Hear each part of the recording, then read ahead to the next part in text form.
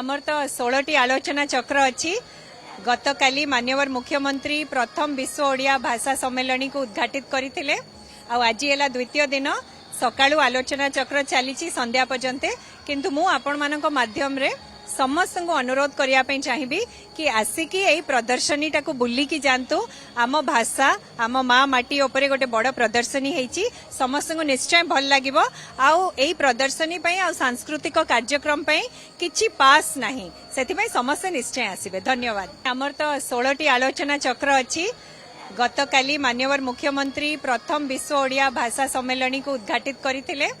आज है द्वितीय दिन सकाळु आलोचना चक्र चली संध्या पर्यंत किंतु मु आपण मानक माध्यम रे समस्त को अनुरोध करने चाहिए कि आसिकी यही प्रदर्शनी टाको बुलिकी जातु आम भाषा आम माँ माटी उपरे गोटे बड़ प्रदर्शनी है